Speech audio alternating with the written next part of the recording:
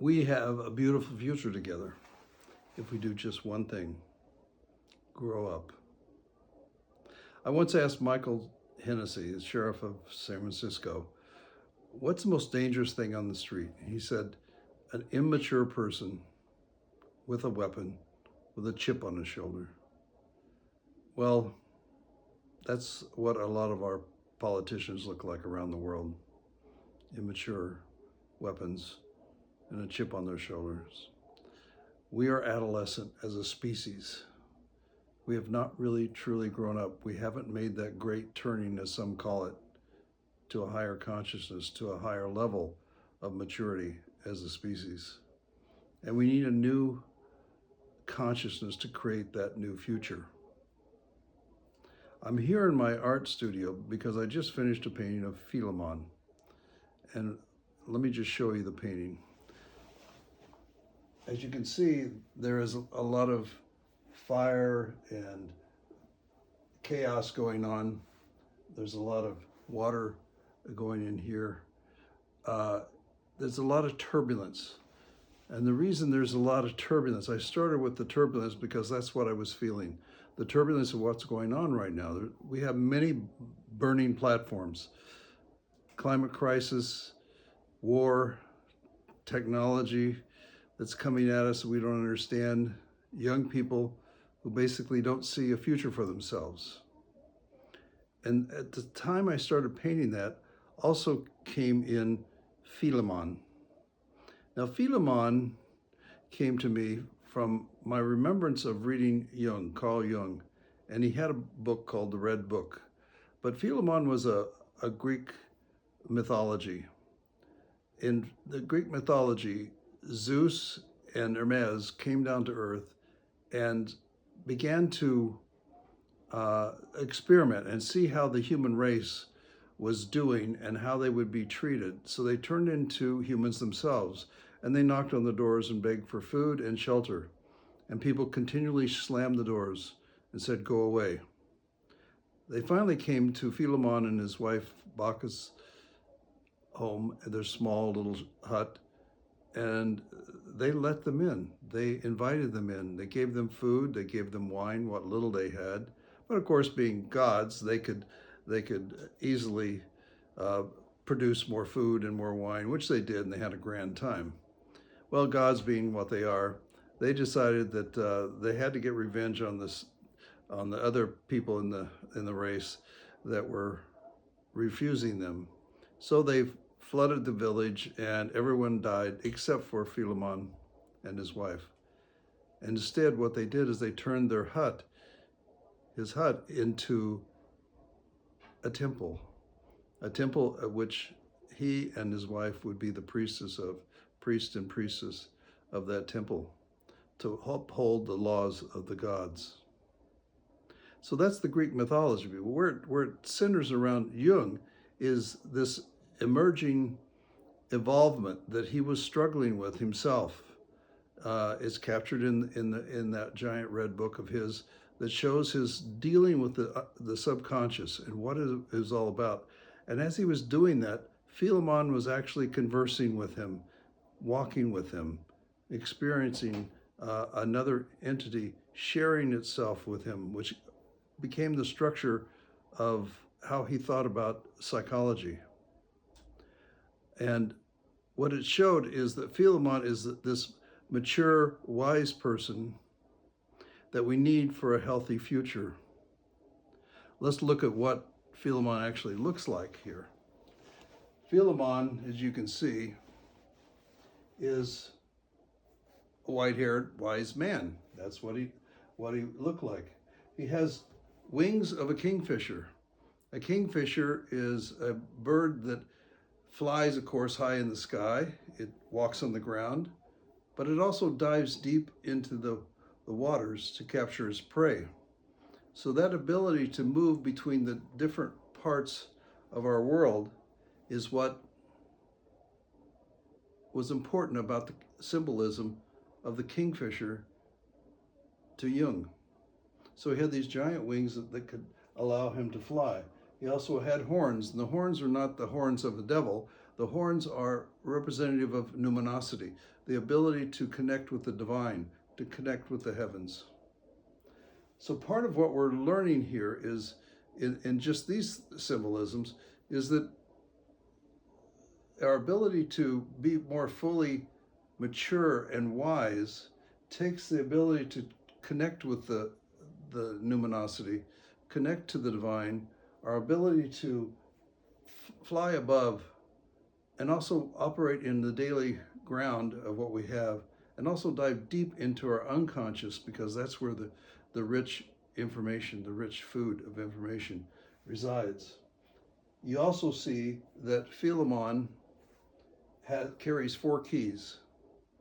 And these are important, especially today in the world of AI coming in and saying, what is it that humans do if the machines, the computers, can do so many things that we have been doing?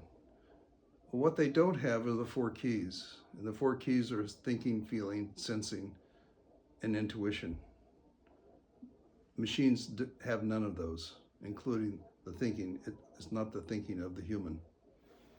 So if we want to stay attached to what we represent, we have to be able to pull upon our intuition, our sensing, our feeling, our experiences of that, and use that to help us navigate our way into the future. You'll also see with Philemon these multiple cosmic looking designs on his cloak, representing bringing in the enchantment and magic and miracle of what we have around us and what we're surrounded by and where we came from.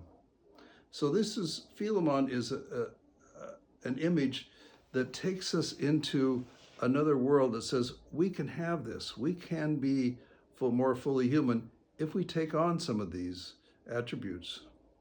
Now, Jung said to be able to become more mature and to grow means to transform. And you transform on 3 levels. As a way to understand it quickly and easily is Ken Wilber, the philosopher, talked about you need to open up to growing up, wake up, clean up, and show up. Waking up means taking off the mask of our personas. Oh, I'm known by my title. I'm a father. I'm a professional at this and that. But often those personas are not ones that necessarily come from us. So we need to go to the authentic self, that which really brings us alive. Anything or anyone that does not bring you alive is too small for you, said David White. So that waking up to the authentic self is the first transformational element that we must pass through to get to maturity as a species and as an individual. That means we also need to clean up. We need to clean up the shadow, the unconscious part. It doesn't mean getting rid of the shadow. We won't get rid of the shadow, but it means integrating that shadow into our consciousness. So where our shadow has shown itself to be negative in some form, that we get angry or we are greedy or we're mistreating others and so forth, that's the shadow not being well handled. That's the shadow not being integrated into the mature being. So that's the cleaning up part that we have to do. The third transformation is showing up. Now, our showing up means we have an unconscious status achievement that we have been driving our modern society with. How do I get ahead? How do I get more power? How do I get more money? How do I get more people to give me accolades? That's an immature adolescent view of life. We have to shift from status to significance. And significance means bringing meaning to us and to others. The work that we do needs to be of greater significance. And so that's the part of a mature, wise person. They are doing the work of significance, not just trying to get accolades and status. So the 3 parts to growing up is to wake up, clean up, and show up. Now, as you do that, you don't want to leave your child behind. The measure of a well-formed adult, as this is how Ursula Le Guin, the great writer, said it, is The measure of a well-formed adult is having your child's self intact and something to be proud of. Now, the paradox of maturity is that you keep your child, your inner child, fully alive while walking around in your big boy pants. And that means you're being curious and in wonder and playing and you're imaginative. That's part of what being a childlike. It also means getting rid of and breaking away from the shells of the persona, as we were talking about at the very first of the waking up period. It's like these nested dolls. This happens to be Marie Sendak's Where the Wild Things Are. But in each of these dolls, there's another insert of a persona or another picture of an outer shell that we have to get rid of. And as we start pulling away from some of those outer shells that we're doing to be pleasers or to be looking important, we find that at the center of all that is the child. This happens to be Max in his famous book, Where the Wild Things Are. Max is the inner child, the wild child, the creative one that wants to break free. And that's part of what we have to bring to all of this. So the nested child is drawing upon that wild child of wonder. The essentials of wise service and significance come from that. So that brings us to time. It's time to change.